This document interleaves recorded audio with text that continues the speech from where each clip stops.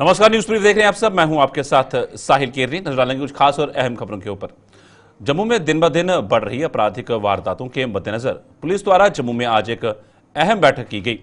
Jammu Samba Kathua range के DIG Shiv Kumar Sharma की अध्यक्षता में हुई इस बैठक में जम्मू के एसएसपी जोगेंद्र सिंह सहित पुलिस महकमे के कई अन्य अधिकारियों ने भाग लिया, जिसमें गुंडा तत्वों व हिस्ट्री शीटरों पर नकेल कसने के लिए रणनीति तैयार की गई। डीआईजी शिव कुमार शर्मा ने अपने सहयोगियों को ऐसे लोगों और इनके काम धंधों की लिस्ट तैयार करने के साथ इनकी हर गतिविधि पर नजर रखने के दिशा निर्देश जारी किए। उन्होंने कहा कि जम्मू की शांति भंग करने वालों के खिलाफ सख्त से सख्त कदम उठाकर इन्हें सबक सिखाया जाए ताकि आम लोग अपने आप को सुरक्षित महसूस कर सकें।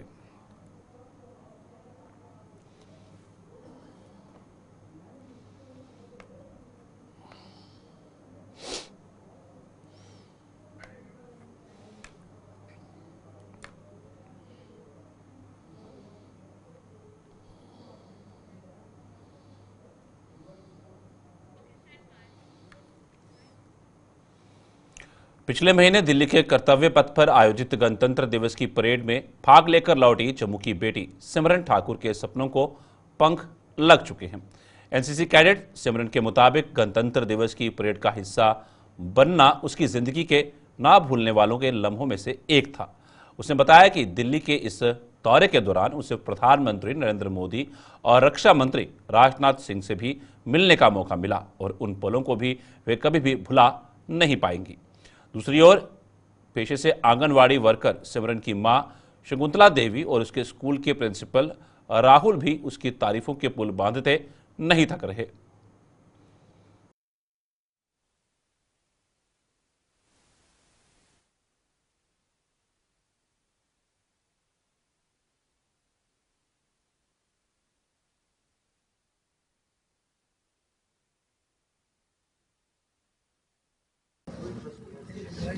बेटा सामने देखो, यहाँ पे ऐसे।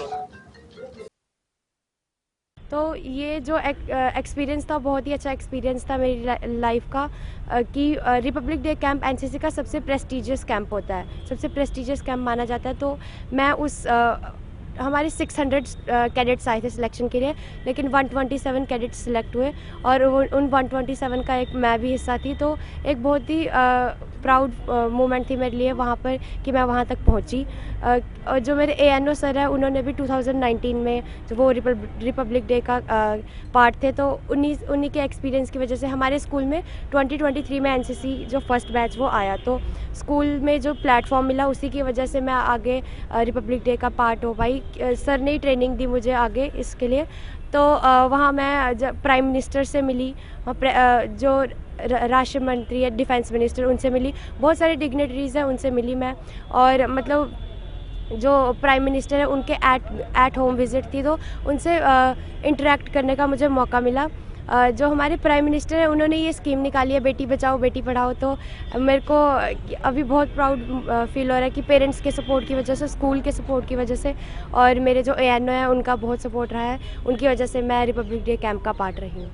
सर शुरू में तो नहीं सोचा था, लेकिन जैसे इसने एनसीसी ज्वाइन की, जैसे ये आरडीसी परेड के लिए सिलेक्ट हुई, फिर हमने सोच लिया कि बस अब यही पल हैं जो इसके मतलब ये है, हम भी इसकी वजह से उधर जा पाए, देख पाए, मतलब तो हुए तो होता है, बड़ा गर्व फील होता है। सर मैं तो यही कहना चाहूँगी कि बेटी पढ़ाओ बेटी बचाओ, क्योंकि मैं खुद एक सोशल वेलफेयर पे काम करती हूँ, मैं आंगनवाड़ी वर्कर हूँ। तो इसमें मतलब यही है कि जिस घर में बच्चों में भेदभाव होता है वो नहीं होना चाहिए। बेटी पढ़ाओ बेटी बचाओ, इनको खुल के जीने दो। जिस तरह से मैं देख रहा हूँ गर्ल्स जिस तरह से लिटरेट हो रही है, जिस तरह से पेरेंट्स अवेयर हो रहे हैं, पेरेंट्स का जो एक कंट्रीब्यूशन था गर्ल चाइल्ड की एजुकेशन, उसमें एक ना उस ट्रेजेक्ट्री में एक बड़ा डिफरेंस आया है।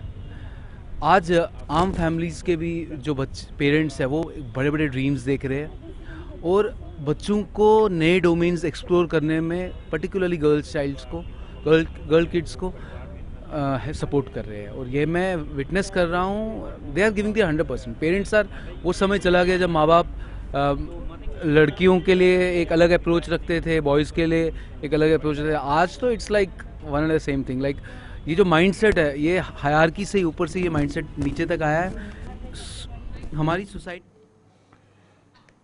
जम्मू कश्मीर के दिव्यांगों ने उन्हें दी जाने वाली पेंशन का हवाला देते हुए सरकार पर उन्हें आश्वासनों का लॉलीपॉप देने का आरोप लगाया है। दिव्यांगों के मुताबिक ना तो उन्हें देश के अन्य राज्यों की तर्ज पर पेंशन मिल रही है और ना ही इस बार केंद्रीय बजट में जम्मू कश्मीर को कोई बड़ी सौगात मिल पाई है, जिससे उनकी उम्मीदें धूमिल होकर रह गई हैं।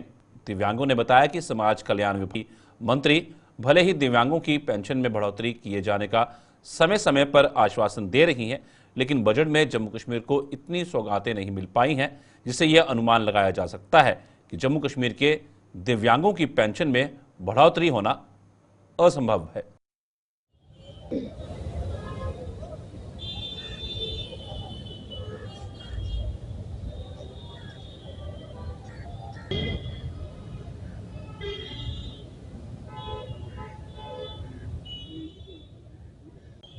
तो हम यही चाहते हैं कि भारत सरकार यही करे कि जैसे सभी चीज़ें आप वन नेशनल वन रैंक कर रहे हैं, जैसे वैसे ही हमारी वन नेशनल वन दिव्यांगता पेंशन की जाए, जो कि कम से कम 5,000 रुपये हो।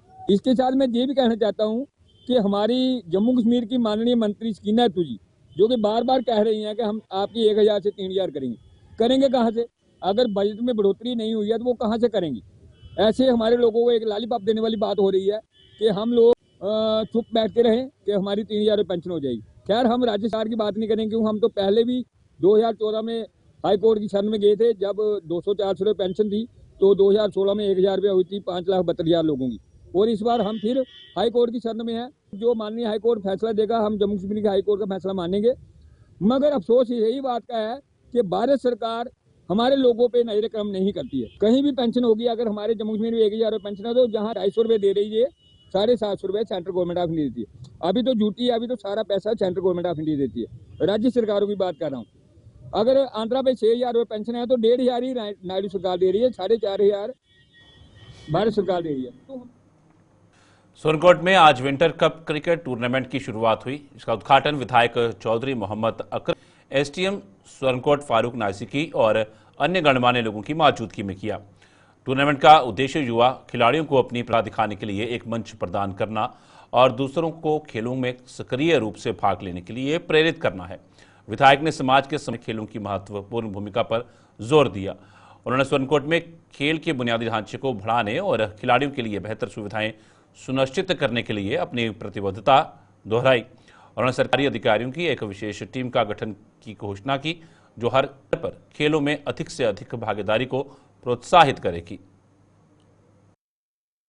पास करवाते हुए दोनों कैप्टन बहुत ही उम्दा बाल खान साहब और प्ले किया, दूसरा बाल लेकर चौधरी मोहम्मद साहब अंपायर को पास किया। होम शॉट बाल के लिए टूर्नामेंट का हिस्सा जो है चौधरी मोहम्मद साहब, एमएलए सोनकोट और एसडीएम सोनकोट टीम के पट्टी साहब और कबीर कोहली साहब शान से निवासते हुए कर रहे हैं। बहुत अच्छा लग रहा है कि यहाँ हमारे स्टेडियम के अंदर आज फिर एक मैच की जिसकी हमने इनागुरेट किया है। और ये बहुत अच्छी चीज़ है, क्योंकि आजकल के नौजवान जो हमारे हैं वो ऐसे रास्तों पे चल पड़े हैं जो समाज के लिए अच्छे नहीं हैं। और ये बेहद ज़रूरी है कि क्रिकेट के साथ साथ वॉलीबॉल और दूसरी चीज़ें भी होनी चाहिए। तो मैं तमाम नौजवानों को ये अपील करता हूँ कि आप अपनी अपनी टीम जो है वो यहाँ दर्ज कराएं और ये मैच खेलें, क्योंकि हमारे नौजवानों के लिए बहुत अच्छा है ये। तो आज जो है ये यहाँ विंटर कप के नाम से जो यहाँ इनागुरेट किया, इसमें 2 टीमें हैं, एक है बुफलियाज से है, दूसरी है सिग्मा क्लब। तो हम आज इसलिए यहाँ इसकी शुरुआत हुई है। अभी आस्ता आस्ता ये जब ये लास्ट का मैच होगा उसको भी देखा जाएगा। डिमांड उस दिन भी परसों यहाँ एक मैच हुआ फाइनल, उसमें जो उन्होंने डिमांड रखी थी इंशाल्लाह उसको भी जितना जल्दी हो सकेगा उसको पूरा करने की कोशिश करेंगे। इसमें यही कहना चाहूँगा कि ये टूर्नामेंट, सबसे पहले इसके बारे में बोलना चाहता हूँ मैं कि मैंने किसी के नाम पे टूर्नामेंट नहीं रखा है। ये ऑल यूथ ऑफ सोनकोट इसको ऑर्गेनाइज कर रही है और ये सदारत जो इसकी है वो हमने सिटिंग एमएलए हाजी चौधरी अकरम साहब के हाथों इनकी इनॉग्रेशन का प्रोग्राम रखा है। और मैं उनका शुक्रिया अदा करता हूं कि उन्होंने अपना कीमती वक्त निकाल के यहाँ पे वो आ रहे हैं और इस मैच की ओपनिंग जो है वो कर रहे हैं। तो मेयर करवाने का मकसद यही है कि यूथ को इकट्ठा किया जाए, क्योंकि हमें सब जानते हैं हम कि सुरनकोट में नौजवान जो वो तबाह हो रही हैं, बच्चे तबाह हो रहे हैं, उसको उस रास्ते से वापस लाने के लिए नौजवानों को इससे बेहतर रास्ता मैं और नहीं समझता कुछ। और स्पोर्ट्स ही एक ऐसी चीज़ है जो नौजवानों को, आज की इस पीढ़ी को इस वक्त में बचा सकती है। तो मैं कोशिश कर रहा हूँ कि ये अच्छा से अच्छा टूर्नामेंट हो और हमारी यूथ इसमें एंगेज हो। और Jammu Kashmir Ladakh pensioners United front द्वारा राजौरी में आज एक दिवसीय सम्मेलन किया गया। सम्मेलन में पेंशनर्स के साथ समाज के वरिष्ठ लोगों ने भी भाग लिया, जिसमें पेंशनर्स को पेश आ रही समस्याओं के साथ साथ सामाजिक बुराइयों की रोकथाम के लिए भी रोड मैप तैयार किया गया। फ्रंट के अध्यक्ष अब्दुल क्यूम वानी ने सरकार पर पेंशनर्स के साथ सौतेले व्यवहार किए जाने का आरोप लगाते हुए उनकी मांगों का हवाला देकर सरकार से उन्हें का आह्वान किया। ये कुछ कसूर हमारा तो नहीं इन मामला, असल में अगर देखा जाए तो हमारे मामले के अंदर प्रेसिडेंट डिस्ट्रिक्ट राजौरी शबीर साहब और president United front pensioners United front पूरे में कुछ कमाल किया। मैं ये समझता हूँ कि जो पेंशनर्स के दीराना मामला हैं और मसाइल हैं, चाहे पेंशनर हो, सीनियर सिटीजन हो या समाजी कुछ मामला हैं समाज में जो आप देख रहे हैं, मुनशियात का, ड्रग्स का मामला हो, उन तमाम चीज़ों पर हम सैर हासिल बहस करके उन मामलात को हल करने के लिए कलेक्टिव रेस्पॉन्सिबिलिटी लेके कलेक्टिव फाइट के लिए अपने आप को तैयार करें। आप देख रहे हैं कि जितने भी पेंशनर्स इस वक्त हैं, सबसे बड़ा अहम जो मामला इस वक्त है, जुलाई 2024 से जितने पेंशनर्स पेंशन हुए हैं आज तक उनकी पेंशन न ग्रेजुएटी, न जीपी फंड, न नीलू सैलरी मिली है। ये सरासर नाइंसाफी है। पेंशन होने के बाद भी जब सरकार उनको अपना पैसा वक्त पर ना देगी तो मेरे ख्याल में ये सरकार की तरफ से डकैती का मामला है, ये नाइंसाफी का मामला है। दूसरा जो मसला है पेंशनर्स का, आप देख लीजिए पूरे मुल्क में मुलाजमिन के लिए मेडिकल अलाउंस 1000 रुपये है पूरे मुल्क में, और बदकिस्मती से लद्दाख जो हमारा अपना हिस्सा है, अंग है अपने जिस्म का, हमसे अलग हो गया, वहाँ भी उस यूटी में भी 1000 मेडिकल अलाउंस मिलता है। और जम्मू कश्मीर यूटी में आप देखिए डबल स्टैंडर्ड क्या है सरकार का, यहाँ सिर्फ 300 मिलते हैं। 300 में सिर्फ प्रेशर की दवाई भी इस पेंशनर को नहीं। दूसरा जो सबसे अहम मसला है पेंशनर्स का, इनका जो कम्यूटेशन जो है, आप देख लीजिए नाइंसाफी क्या है। 15 साल जो हम कम्यूटेशन का पैसा सरकार से लेते हैं अब एडवांस में, उसको हम सूद समेत वापस करते थे। जब हमने उसको कैलकुलेट किया है, ये 10 साल और 8 महीने में हम सूद दे के उसको बराबर करते हैं। लेकिन अलमिया यह है सरकार 15 साल तक हमसे वो पैसा काटती रही। कठुआ पुलिस ने एक बार फिर कुछ ऐसे लोगों के चेहरों पर मुस्कान लौटा दी है जो किन्हीं कारणों से अपने मोबाइल फोन गंवा चुके थे। कठुआ पुलिस ने ऐसे 50 फोन बरामद किए हैं जिन्हें तमाम औपचारिकता के बाद आज उनके मालिकों को लौटा दिया गया। जिले के एसएसपी शोभित सक्सेना की अध्यक्षता में आयोजित एक कार्यक्रम के दौरान से मोबाइल फोन आज मालिकों के हवाले कर दिए गए। एसएसपी ने बताया कि कठुआ पुलिस पिछले 2 महीनों में लोगों के खोए हुए 100 मोबाइल फोन बरामद कर चुकी है। उन्होंने सुरक्षा के लिहाज से लोगों को कुछ सलाह मशवरे भी दिए जिससे वो अपनी संपत्ति की सुरक्षा सुनिश्चित कर सकते हैं। शर्मा। हाँ जी मैडम, क्या करती हैं आप? घर में। कैसे चोरी हुआ आपका? के बाद नितिन शर्मा घर से ही ले गया था। कब कितने दिन हो गए? अच्छा चलो बढ़िया, मिल गया आपको। एक और भी कितने, कब खोया था? ये सर 25/9/2023। अरे 1.5 कब खोया? 2 दिन में। 2-3 महीने। चलो अच्छा। नरेंद्र पाल सिंह। Very good. ये लीजिए भाई। इसके बाद किरण बाला, वाइफ ऑफ निशांत। किरण बाला। इसके बाद अंकित। क्या करते हैं आप? आरएवी के बाद संजीव। नर्सिंग में हो? चोरी। इसके बाद हरवंश लाल। चलिए बढ़िया है। प्रोग्राम रखा था तो आज हमारे पास जो है 50 मोबाइल फ़ोन रिकवर्ड है जो करीब कुल कीमत 12 लाख रुपए के है, जिसमें मुझे बताया है कि 2 आईफोन है और इसके अलावा बाकी सभी स्मार्टफोन हैं। और ये जो है जैसा कि मैंने बताया 12 लाख रुपए के हैं और पिछले 2 महीनों में हम लोग 100 फ़ोन रिकवर कर चुके हैं।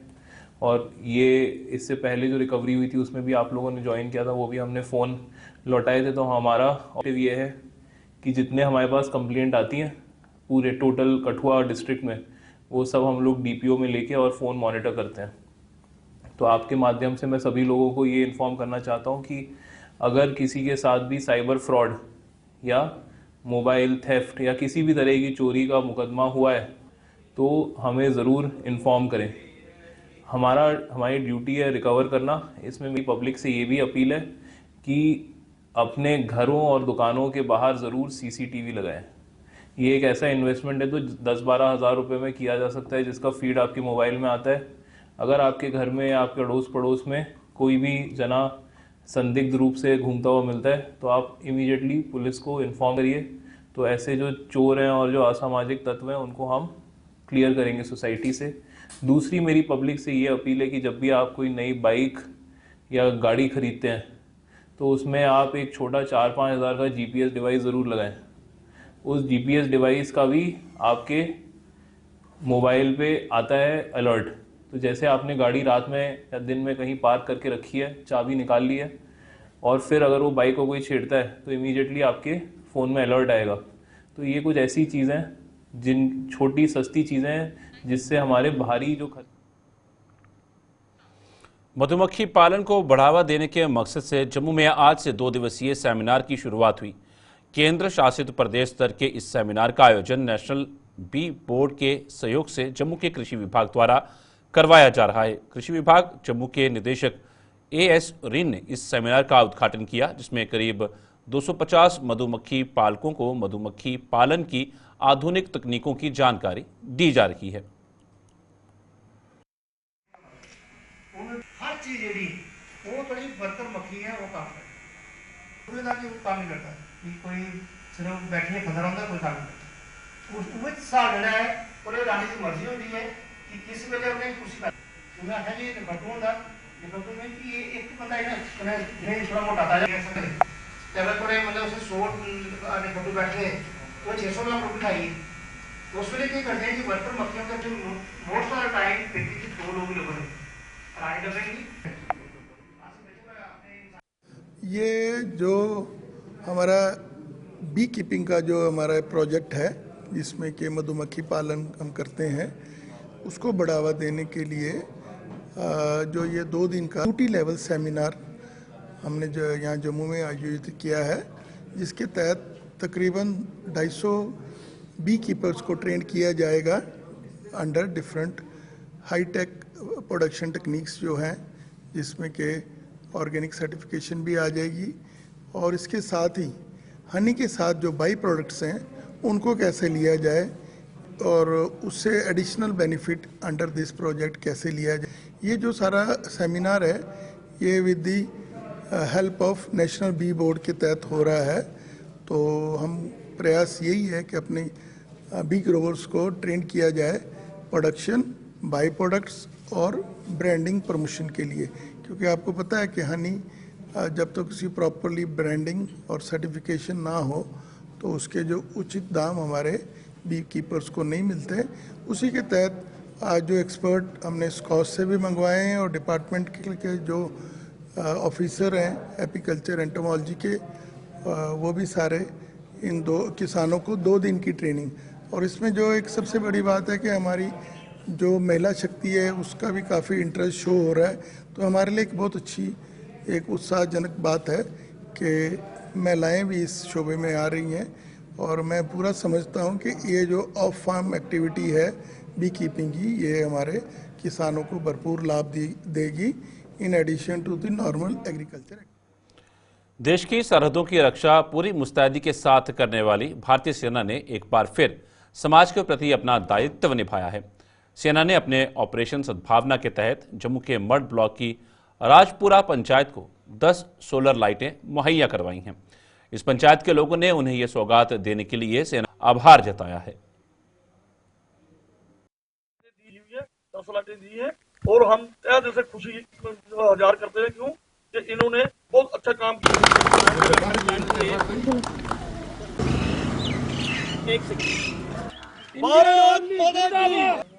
मेरा नाम अमरीक सिंह है, मैं एक्सपेंच हूँ यहाँ का। हम तो इंडियन आर्मी का धन्यवाद करते हैं जिन्होंने हमको 10 लाइट्स दी हुई हैं, सोलर लाइट्स। एरिया हमारा रात को कट लग जाता है लाइट का, लेकिन ये लाइट तो पूरी रात चलेगी, जैसे कहीं हादसे होने से टल सकते हैं। हम तो तहे दिल से शुक्रिया अदा करते हैं इनका, जो कि हमें इतनी सहूलत इन्होंने प्रोवाइड की हुई है।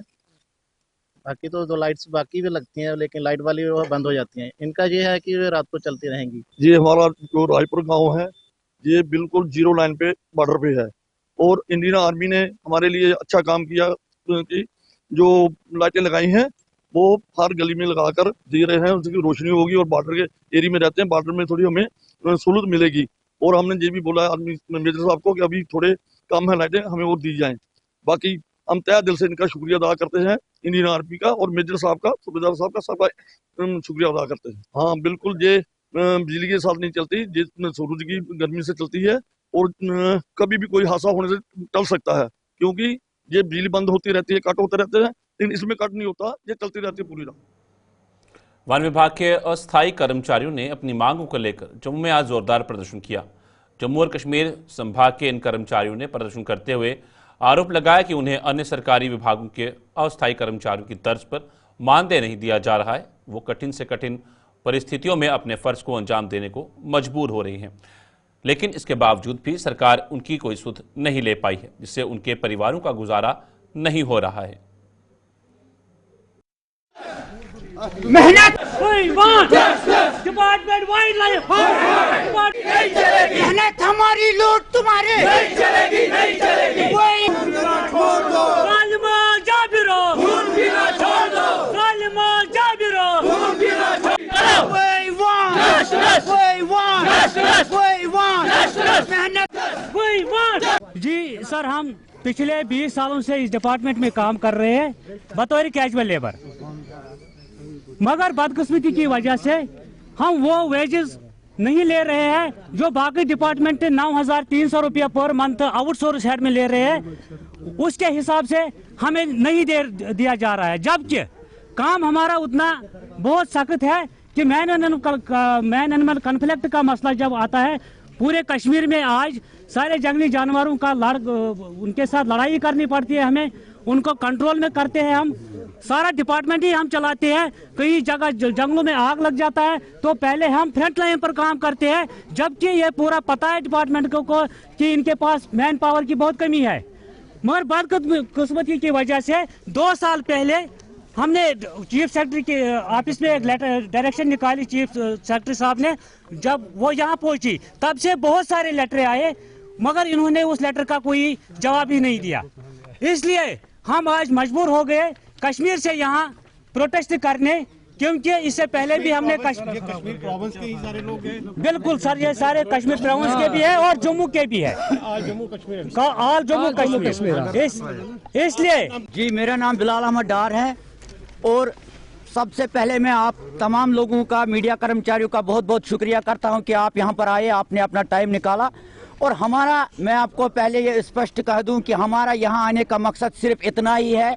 हम गवर्नमेंट से और डिपार्टमेंट से अपील करते हैं कि हम यहाँ पर रेगुलराइजेशन या परमानेंट की बात करने के लिए नहीं आए हैं। हम सिर्फ और सिर्फ इतना चाहते हैं कि जो ऑलरेडी गवर्नमेंट दे रही है तमाम महकमों, तमाम डिपार्टमेंट्स के डेली वेजरों को 9,330, हमें भी मंथली उसी तरह से वेजेस मिलने चाहिए। हमारी लड़ाई सिर्फ इतनी है, हमारा मसला सिर्फ इतना ही है कि हमें भी मंथली वेजेस मिलने चाहिए। अभी कितने मंथ की आपको पेमेंट जो है वो नहीं मिली? देखिए सर, 2017 से पहले तमाम जितने भी महकमे जम्मू कश्मीर में हैं, जितने भी डेली वेजर काम कर रहे हैं, 2017 से पहले ईद और होली पर सबों को 1,000-2,000 रुपया मिलता था। लेकिन 2017 में गवर्नमेंट ने एक सर्कुलर निकाला है जिसमें कहा गया है कि नहीं, इनको मंथली वेजेस दीजिए 9,330। लेकिन उस वक्त हमारे डिपार्टमेंट ने और गवर्नमेंट ने हमारे साथ बहुत बड़ी नाइंसाफी की है, हमें लटका के रखा है और आज तक वो सर्कुलर हम पे लागू नहीं हुआ है। अब हम चाहते हैं कि हमारी भी फैमिली है, हमारे भी परिवार है, अब हम तंग आ चुके हैं, हमारे परिवार नहीं चल पा रहे हैं,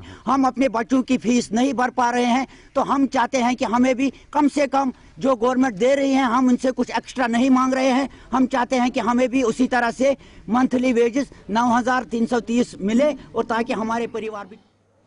गुलिस्तान पर खबरों का सिलसिला यूं चलता रहेगा। फिलहाल न्यूज ब्रीफ में इतना ही, दीजिए इजाजत, नमस्कार।